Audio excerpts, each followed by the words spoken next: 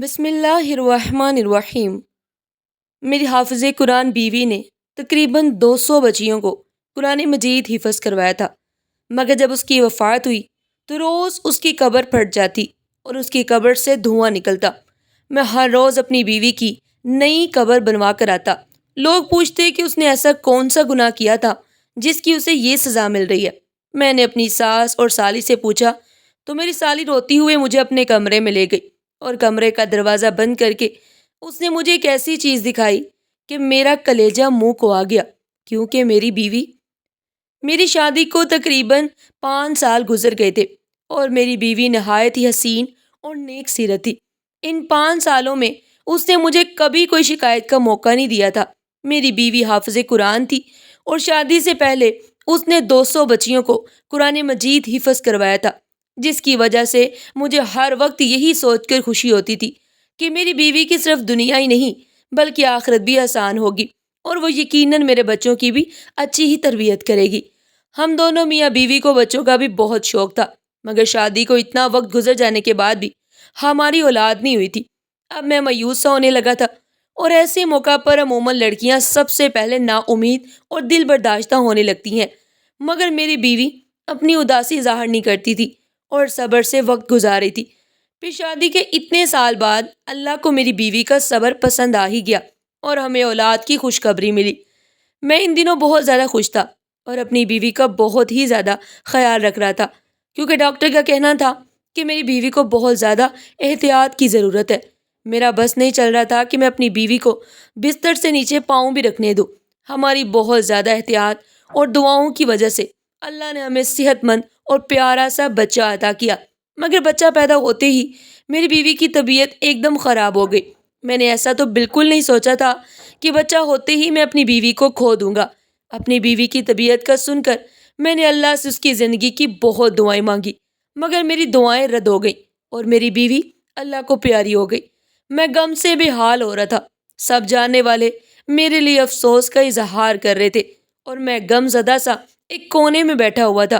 جب غسل وغیرہ دے کر تدفین کے لیے ہم قبرستان پہنچے تو آسمان پر بالکل سیاہ بادل پھیلا ہوا تھا اور دن کے وقت بھی ایسا لگ رہا تھا کہ جیسے رات ہو گئی ہو۔ جیسے ہی میری بیوی کو دفن کیا گیا، نہایت تیز طوفانی بارش شروع ہو گئی اور ایسی طوفانی ہوائیں چلنے لگی کہ سب حیران و پریشان رہ گئے۔ بیوی کو دفن کرنے کے بعد ہم سب اپنے اپنے گھروں کو پہنچے تھے۔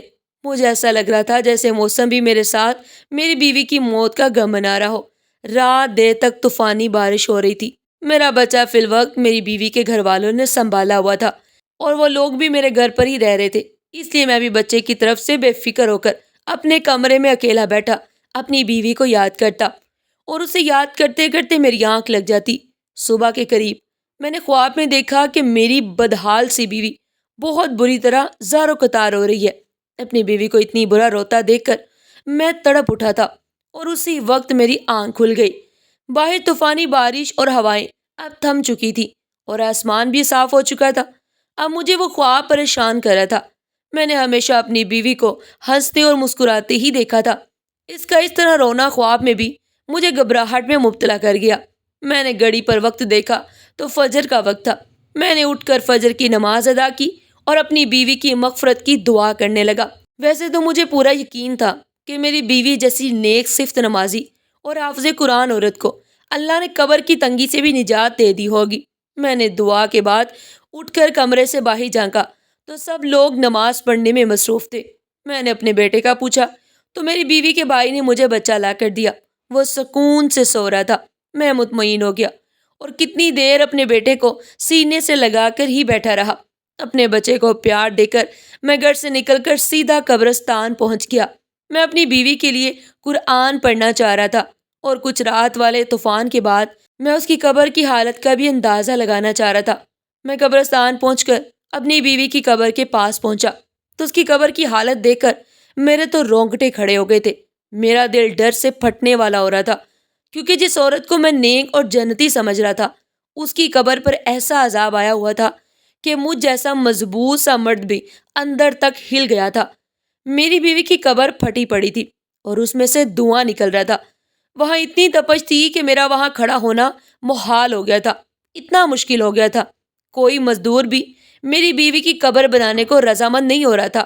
بڑی مشکل سے مجھے ایک مزدور ملا جس نے مجھ سے 4 گنا زیادہ پیسے لیے اور میری بیوی کی قبر پر مٹی ڈال دی۔ یہ سب اس مزدور نے دور سے کھڑے ہو کر کیا تھا۔ میں گھر پہنچا تو میری حالت نہایت ہی خراب ہو رہی تھی۔ سب نے میری حالت کو بیوی سے جدائی کا غم سمجھ کر مجھے سہارا دیا اور تسلی دینے لگے، جبکہ میں حیران و پریشان تھا کہ آخر میری بیوی پر اللہ کا عذاب کیوں آیا تھا۔ وہ تو نیک عورت تھی، میری نظر میں تو میری بیوی کی ایسی کوئی غلطی نہیں گزری تھی۔ میں سوچ سوچ کر پاگل ہو رہا تھا کہ میری بیوی کی اصل حقیقت کیا ہے، اور جب مجھ پر اپنی مرحوم بیوی کی حقیقت کھلی میرا دل پھٹنے کے قریب تھا۔ میرا نام احسن ہے، میں اپنے والدین کی اکلوتی اولاد تھا۔ ہمارے گھر میں کل 4 افراد رہتے تھے، میں، میری ماں، میرے باپ اور ایک میری بیوہ پھوپھو جو میری دوسری ماں جیسی تھی۔ میں جب کالج میں پڑھتا تھا تب میری والدہ کا انتقال ہو گیا اور ہم 3 لوگ باقی رہ گئے۔ ماں کو کھونے کا غم مجھ پر پھر بھی بہت بھاری ثابت ہوا تھا۔ میری ماں بہت نیک تھی، مجھے میری پھوپھو اور میرے ابا نے میری ماں کا غم بھلانے کے لیے بہت سہارا دیا اور ہر وقت میرے ساتھ لگے رہے۔ وہ دونوں کوشش کرتے تھے کہ مجھے کبھی بھی اکیلا نہ ہونے دے۔ میں نے ہمیشہ سے ہی کی توجہ کا واحد مرکز رہا تھا۔ پھر میں بھی کچھ عرصہ بعد سنبھل گیا اور دوبارہ سے اپنی تعلیم کا سلسلہ شروع کر دیا۔ میں پڑھائی سے فارغ ہوا تو میرے ابا اور پھوپھو کو میری شادی کا شوق ستانے لگا۔ میں نے حامی بھری تو زور و شور سے میرے لیے لڑکی تلاش کی جانے لگی۔ تب میری پھوپھو کو اپنے مرحوم شوہر کے خاندان میں ایک لڑکی کا خیال آیا جس سے پھوپھو کا اب بھی ملنا جلنا رہتا تھا۔ انہوں نے میں بتایا کہ وہ لڑکی کم عمری سے ہی بہت سنجیدہ اور نیک تھی۔ اس کے والدین نہیں تھے اور وہ 2 بہنیں تھیں اور صرف ایک چھوٹا بھائی تھا۔ اس نے بہت بہادری سے حالات کا مقابلہ کیا تھا اور اپنے دونوں بہن بھائی کو اکیلے ہی پالا تھا۔ حالانکہ وہ خود بھی بہت بڑی نہیں تھی، وہ نمازی اور حافظ قرآن تھی اور گھر میں بچیوں کو قرآن مجید بھی پڑھاتی تھی، اور اس کی دعا اور اس کے دیے ہوئے قرآنی تعویذات میں بھی بہت زیادہ اثر تھا، جس کی وجہ سے وہ تھوڑا بہت کما کر اپنا گھر چلا رہی تھی۔ میں نے یہ سب سنا تو بہت خوش ہوا۔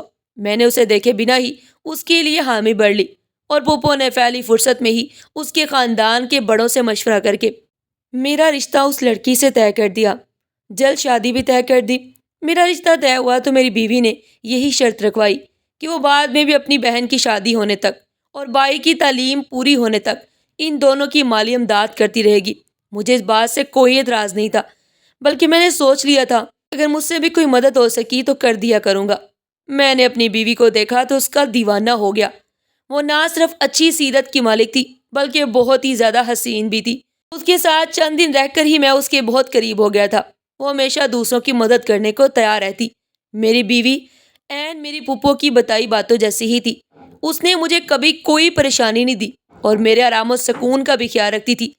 ہمارے گھر میں خوشحالی اور سکون تھا، بس صرف اولاد کی ہی کمی تھی جو مجھے محسوس تو بہت زیادہ ہوتی تھی، مگر اپنی بیوی کے صبر سے مجھے بہت زیادہ سہارا ملا ہوا تھا۔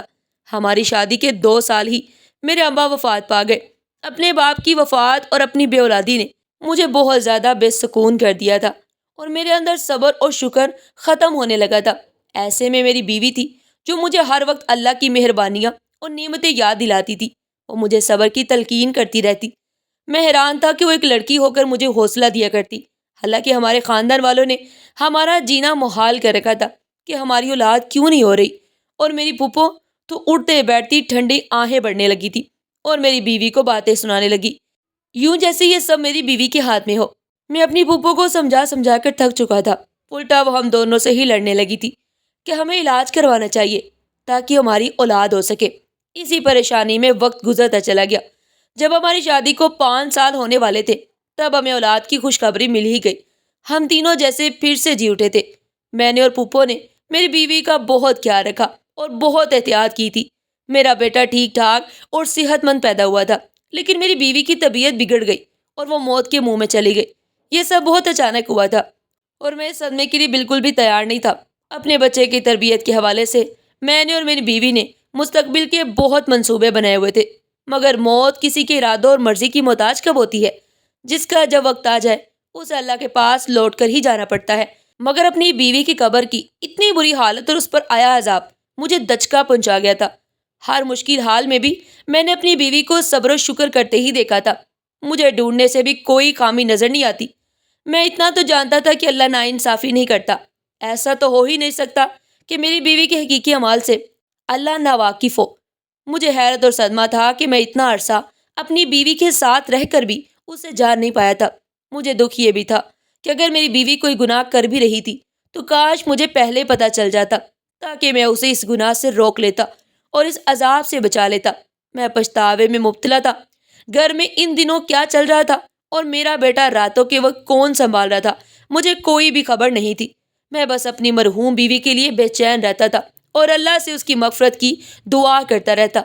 ایک روز پھپھو اچانک میرے پاس آئی اور سنجیدگی سے بولی کہ انہیں مجھ سے کوئی ضروری بات کرنی ہے۔ میری پھپھو نے مجھ سے جو بات کی وہ مجھے ایک دم غصہ دلا گئی تھی۔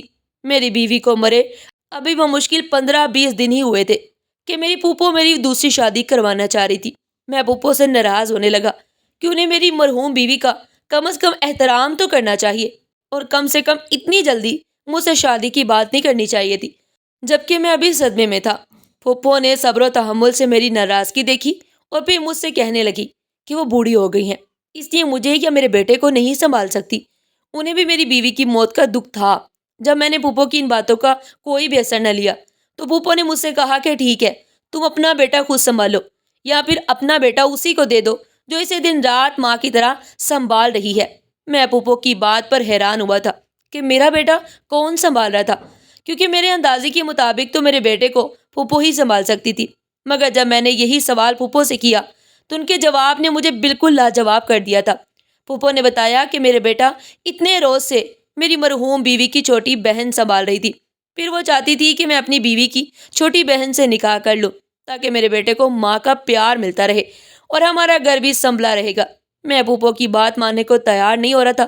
میں اپنی بیوی کی جگہ کسی کو دینے کے لیے ابھی تیار نہیں تھا، مگر پھپھو کا دن بدن مجھ پر زور بڑھتا ہی چلا جا رہا تھا۔ وہ ہر روز مجھے میرا بیٹا دکھاتی جو نہا دھو کر بالکل صاف ستھرا ہوتا تھا۔ پھپھو کی ضد تھی کہ میں بیٹے کی خاطر اپنی بیوی کی بہن سے نکاح کروں اور اسے ہمیشہ کے لیے اپنے گھر میں رکھ لوں۔ میں نے اپنے کام پر جانا شروع کر دیا تھا۔ میں سارا دن گھر سے باہر رہتا اور واپس آ کر خاموشی سے پھپھو کی ضد سنتا رہتا۔ ایک روز پھپھو نے مجھے بتایا کہ میرا سالہ ملک سے باہر جا رہا ہے۔ میں چونک گیا۔ مجھے میری بیوی اپنی زندگی میں ہی بتا چکی تھی کہ اس کے بھائی کی تعلیم مکمل ہو چکی ہے اور وہ ملازمت کے لیے ملک سے باہر جانا چاہتا ہے۔ میری بیوی کوشش میں تھی کہ اس کے بھائی کے باہر جانے سے پہلے اس کی چھوٹی بہن کی شادی ہو جائے تاکہ وہ بعد میں اکیلی نہ رہ جائے، مگر اسے کوئی مناسب رشتہ نہیں مل رہا تھا۔ اب اپنی بیوی کے بھائی کے باہر جانے کا سن کر مجھے اس کی بہن کا خیال آیا تھا۔ تب میں فکر مند ہو گیا۔ اب مجھے خیال آ رہا تھا کہ اگر میں مزید انکار کروں گا تو میری سالی میری بیٹے کو سنبھالنے کے چکر میں ساری عمر کے لیے کنواری بیٹھی رہ جائے گی یا پھر اس کی شادی کر دی جائے گی اور میرے بیٹے کو سنبھالنے والا کوئی نہیں ہوگا، کیونکہ پھپھو تو واقعی بیمار اور کمزور ہو گئی تھی اور ان کی بینائی بھی کم ہوتی جا رہی تھی۔ میں سوچ سوچ کر پریشان ہونے لگا اور تھک ہار کر میں نے اپنی پھپھو کی بات ماننے کا فیصلہ کیا اور ایک روز کام پر جانے سے پہلے پھپھو کو جواب دے دیا کہ وہ جیسا چاہتی ہیں کر لے، مجھے کوئی اعتراض نہیں ہے۔ میرے جواب نے میری پھپھو کو خوشی سے نہال کر دیا تھا۔ میرے جاتی ہی شاید انہوں نے پیچھے تمام تیاریاں بھی شروع کر دی تھی۔ میں جیسے ہی کام سے شام کے وقت واپس آیا، یہ دیکھ کر حیران رہ گیا کہ پھپھو نے میرے نکاح کی ساری تیاری مکمل کر لی تھی۔ میں تو ویسے بھی اس بات کے لیے خود کو راضی کر چکا تھا۔ تبھی میں خاموشی سے نکاح خواں کے سامنے بیٹھ گیا اور اپنے بیٹے کی خاطر یہ نکاح کر لیا۔ نکاح کے بعد میں اداس تھا اور اپنے کمرے میں بند ہو گیا تھا۔ مجھے پریشانی تھی کہ نہ جانے میری یہ دوسری بیوی اپنی بڑی بہن کی طرح سمجھدار اور خوش مزاج تھی یا نہیں، اور یہ بھی کہ نہ جانے وہ میرا گھر کیسے سنبھال پائے گی۔ مجھے نہیں لگتا تھا جیسے میرا دل اپنی پہلی بیوی سے مطمئن تھا ویسے دوسری بیوی سے بھی کبھی مطمئن ہو پائے گا۔ اس نکاح کے بعد بھی میرے وہی معاملات تھے۔ میں صبح سویرے کام پر چلا جاتا، شام کے وقت گھر لوٹتے ہی اپنے کمرے میں بند ہو جاتا تھا۔ میری دوسری بیوی نے خاموشی سے میرا ہر کام سنبھال لیا تھا۔ میرا کمرہ بھی اب بالکل صاف ستھرا رہنے لگا تھا۔ نہ چاہتے ہوئے بھی میرا دماغ اس بات کو سوچنے لگا تھا، اور عجیب بات تو یہ تھی کہ آج تک میں نے اپنی دوسری بیوی کو نہیں دیکھا تھا۔ میں نہیں جانتا تھا وہ کیسی لڑکی ہے، کیونکہ میری پہلی شادی پر بھی اس نے مجھ سے پردہ ہی کیا ہوا تھا، کیونکہ میری بیوی دینی معاملات کی سب سمجھ بوجھ رکھتی تھی، اس لیے اس نے اپنی بہن کا مجھ سے پردہ کروایا تھا، اور وہ پردہ آج اسی لڑکی سے نکاح ہو جانے کے بعد بھی قائم تھا۔ ایک روز میں کام سے جلدی واپس آیا تو اپنے کمرے میں اپنی دوسری بیوی کو دیکھ کر حیران رہ گیا۔ وہ اپنی بڑی بہن سے بھی زیادہ حسین تھی، مگر ایسا نہیں تھا کہ میں حسن پرست تھا اور مجھے اس کا حسن متوجہ کر رہا تھا۔ مجھے جس بات نے اس کی طرف متوجہ کیا تھا وہ اس کے چہرے پر پھیلا سکون اور نرم تاثرات تھے۔ اسے دیکھ کر مجھے ایسا لگا کہ جیسے وہ اپنی بہن کی موت سے بھی خوش اور مطمئن ہو۔ میں یہ بات سوچتے ہی عجیب کیفیت میں گر گیا تھا۔ میں نے اسے غصے سے دیکھتے ہوئے سوال کیا کہ وہ اتنی مطمئن کس بات پر ہے؟ میرا سوال یقیناً اس کے لیے عجیب اور غیر متوقع تھا۔ وہ حیرت اور پریشانی سے مجھے دیکھنے لگی تو میں مزید بولا کہ اسے اپنی بہن کی موت کا افسوس ہی نہیں ہے، الٹا وہ اس کی جگہ لے کر بھی اتنی خوش کیسے رہ رہی ہے، جبکہ اس کی بہن جوانی میں موت کے منہ میں جا چکی تھی اور اس کی آخرت بھی جانے کیسی ہونے والی تھی، کیونکہ اس کو قبر میں یہ عذاب جھیلنا پڑا تھا۔ میں نے اپنی مرحوم بیوی کا یہ راز غصے میں سوچے بنا اس کی بہن کے سامنے بول دیا، مگر میری بات پر جب اس کے چہرے کے تاثرات بدلے تو مجھے اپنی غلطی کا احساس ہوا اور میں چپ ہو گیا۔ میری دوسری بیوی کچھ دیر صدمے سے مجھے دیکھتی رہی اور پھر بری طرح زاروں قطار رو پڑی۔ میں اسے روتا دیکھ کر بکھلا گیا تھا۔ روتے روتے وہ ایسی بات بولنے لگی جس نے مجھے ساکت کر دیا تھا۔ وہ بار بار کہہ رہی تھی کہ مجھے یہی ڈر تھا کہ بڑی باجی سے اللہ ناراض ہو جائے گا اور اسے سخت عذاب دے گا، مگر وہ میری سنتی ہی نہیں تھی۔ میں اپنی بیوی کے الفاظ پر حیران رہ گیا تھا، یعنی میری مرحوم بیوی کچھ ایسا کرتی تھی جس سے اس کی بہن بھی واقف تھی اور اسے روکتی تھی۔ جب میں نے اپنی بیوی سے تفصیل پوچھی تو وہ گڑبڑا گئی اور بات بدلنے کی کوشش کرنے لگی، مگر میں نے جب سچ جاننے کے لیے التجا کی تو اس نے مجھے اپنی بڑی بہن کی اصلیت بتائی، جسے سن کر میرے ہوش اڑ گئے تھے۔ اس نے بتایا کہ میری بہن واقعی نیک لڑکی تھی اور حافظ قرآن ہونے کی وجہ سے ہر وقت قرآن کی تلاوت کرتی رہتی تھی۔ ایک روز ہمارے محلے میں کسی بچے کو تکلیف ہوئی تو اس کی ماں کی پریشانی پر میری بہن نے ایسے ہی کچھ آیات پڑھ کر اس بچے پر دم کر دی، جس سے اس بچے کو آرام آ گیا۔ اس واقعے کے بعد میری بہن مشہور ہو گئی کہ وہ نیک بی بی ہے جس کے پاس بیماری اور تکلیف کی شفا ہے۔ اس کے بعد تو طرح طرح کے لوگ ہمارے گھر آنے لگے اور میری بہن تعویذ کے نام پر قرآن کی آیات لکھ کر دیتی تھی۔ وہ لوگ چند روپے دے کر چلے جاتے اور ہمارا گزر بسر ہونے لگا تھا، مگر مشکل حالات کے لیے ہمارے پاس کچھ نہیں تھا۔ اچانک ہمارے بھائی کا ایک گردہ فیل ہو گیا۔ وہ اسپتال میں زندگی اور موت کی کشمکش میں تھا اور ہمارے پاس اس کے علاج کی رقم نہیں تھی۔ ہم بہت پریشان تھے۔ انہی دنوں ایک مرد میری بہن کے پاس آیا۔ اسے بولا کہ وہ کسی لڑکی سے شادی کرنا چاہتا ہے، مگر وہ لڑکی شادی شدہ ہے۔ وہ چاہتا تھا میری بہن ایسا تعویذ دے کہ لڑکی کی طلاق ہو جائے اور وہ اسے حاصل کر لے۔ میری بہن نے انکار کر دیا کیونکہ یہ گناہ کا کام تھا، مگر جب اس مرد نے 2 لاکھ روپے دینے کا کہا تو میری بہن نے بھائی کو بچانے کے لیے نہ جانے کاغذ پر ایسا کیا لکھا کہ اس مرد کی خواہش پوری ہو گئی اور ہمارے بھائی کا آسانی سے علاج ہو گیا۔ پھر تو آئے روز ایسے ہی لوگ آنے لگے جو ناجائز مطالبات کے لیے تعویذ بنواتے اور ڈیروں پیسے پکڑا کر چلے جاتے۔ ایک روز میں نے چھپ کر اپنی بہن کو وہ تعویذ بناتے دیکھا تو میرے سر پر جیسے آسمان گر پڑا، کیونکہ میری بہن کاغذ پر قرآن الٹا لکھ رہی تھی اور یہ کالا جادو تھا، یہ کالا علم تھا۔ میں دکھ سے پاگل ہوتی بہن کو روکنے لگی، اسے سمجھانے لگی کہ وہ توبہ کر لے۔ وہ بولی کہ اگر میں ایسا نہ کرتی تو ہمارا بھائی کب کا مر جاتا۔ میں اس بات پر غصہ ہو گئی تھی۔ میں نے بہن کو کہا کہ اس سے تو اچھا تھا ہمارا بھائی مر ہی جاتا، مگر وہ یہ حرام کام نہ کرتی۔ زندگی موت و اللہ کے ہاتھ میں۔ اپنی بہن کو بہت سمجھاتی رہی، مگر اب وہ لالچ میں آ چکی تھی۔ وہ اتنی نیک تھی کہ روحانیت پا چکی تھی، مگر اس نے پیسوں کے لالچ میں سب کچھ گوا دیا۔ اس کی زندگی اچھی تھی، وہ نماز قرآن بھی پڑھتی تھی اور حتیٰ کہ اس کی شادی ہو گئی، مگر اس نے وہ کبیرہ گناہ نہیں چھوڑا اور پیسہ کماتی رہی۔ میں سب سن رہا تھا۔ میری بیوی بول رہی تھی کہ میں ڈرتی تھی کہ اللہ تعالیٰ ناراض ہو گیا تو توبہ کی مہلت دیے بنا ہی موت دے دے گا اور سخت عذاب دے گا، اور میرا کہا سچ ہو گیا۔ میں گمسم ہو گیا تھا۔ میں اپنی بیوی کو اتنا نیک سمجھتا رہا اور وہ صرف دنیاوی پیسے کی لالچ میں اتنا بڑا گناہ کرتی رہی تھی، اور میرے سامنے بیٹھی میری دوسری بیوی اس جیسی حافظہ نہ ہونے کے باوجود اللہ کا خوف رکھتی تھی۔ اللہ نے مجھے اب اصل میں نیک بیوی سے نوازا تھا۔ کالا علم کروانے والے اور کرنے والے دونوں کے لیے اللہ کے ہاں سخت عذاب ہے۔ کبھی بھی کسی اپنے کی شدید بیماری میں بھی اس گناہ کا ارتکاب نہیں ہونا چاہیے، کیونکہ ہو سکتا ہے اس بیماری کے بعد جب اسے موت آئے وہ اس کی نجات کا ذریعہ بن سکے۔ ناظرین، اس کہانی سے آپ نے کیا سیکھا؟ کمنٹ باکس میں بتائیے گا ضرور۔ اور آج کی کہانی آپ کو کیسی لگی؟ کمنٹ باکس میں اپنی قیمتی رائے کا اظہار ضرور کیجیے گا اور ہاں، اگر ویڈیو اچھی لگی ہو تو زیادہ سے زیادہ شیئر کریں، لائک کریں اور چینل کے ساتھ جڑے رہنے کے لیے چینل کو سبسکرائب کرنا مت بھولیے گا۔ اپنا بہت سارا خیال رکھیے گا۔ شکریہ۔ اللہ نگہبان۔